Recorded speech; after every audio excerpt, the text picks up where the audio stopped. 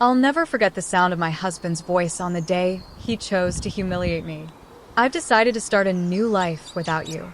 The words cut through the air like shattered glass, sharp and irretrievable. We were seated in a beautiful restaurant in Augusta, Georgia. The chandeliers sparkled above us. The clink of silverware and the low hum of conversations filled the room. That moment was supposed to be about my daughter Amelia, her graduation, her future, her triumph after years of hard work. Instead, my husband of 28 years, Yahani Caldwell, stood with his champagne flute lifted high, looking like the picture of confidence. He was supposed to toast Amelia's achievements.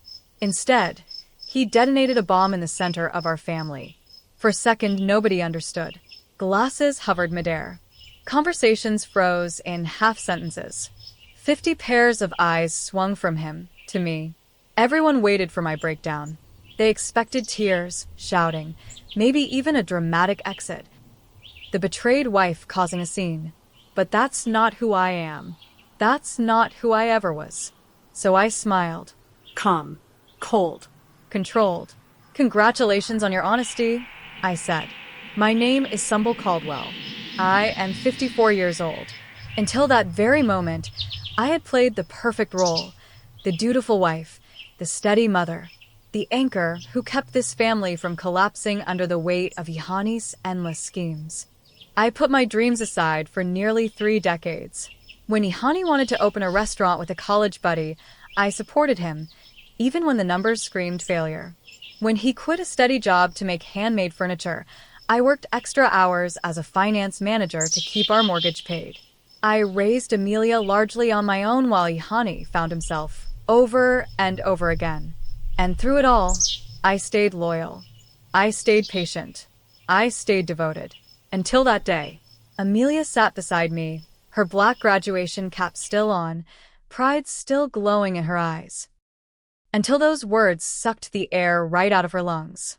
Her smile crumbled, her expression frozen somewhere between horror and disbelief. At the back table, I noticed Cassandra Wells. Blonde.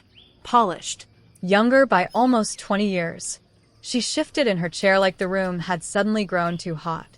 My so-called friend. The woman who had attended our Christmas parties, who had called me for career advice, who had eaten at my table while sleeping with my husband. And the people around her? Friends I had known for decades. People who apparently had known about the affair, but said nothing. They stared down at their plates, pretending the tablecloth was suddenly fascinating. The betrayal was suffocating. But my face didn't crack. Not yet.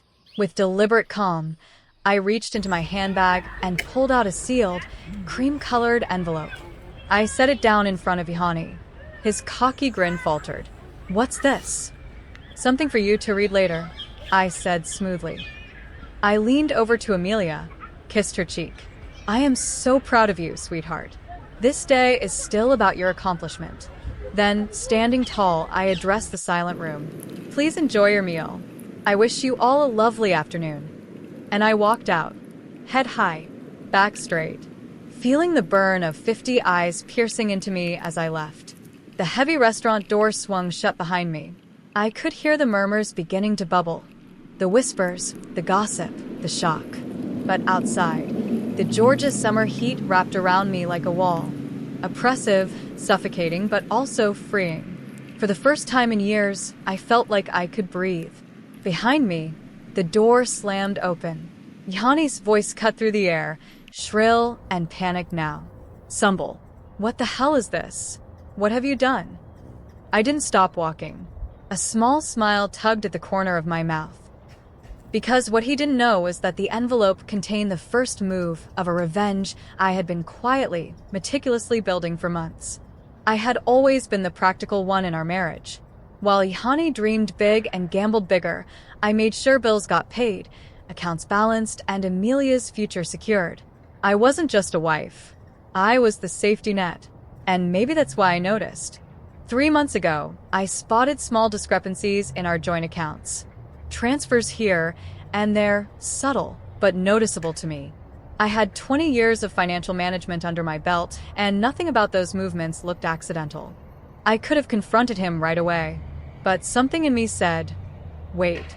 Watch. Gather. Don't let him know what you know. So I did. I dug. I traced. I followed the money. And what I found made my stomach turn. Ihani had been funneling funds into a separate account for over a year. He was wining and dining Cassandra at the best restaurants. He bought her jewelry. He even toured beachfront properties with her, all while telling me we needed to tighten our belts for retirement. The betrayal wasn't just emotional. It was financial. It was calculated. And then came the text messages, the ones he left on his phone one night when he fell asleep watching TV. I didn't even snoop. The screen lit up right there on the couch. Cassandra, are you ready for tomorrow?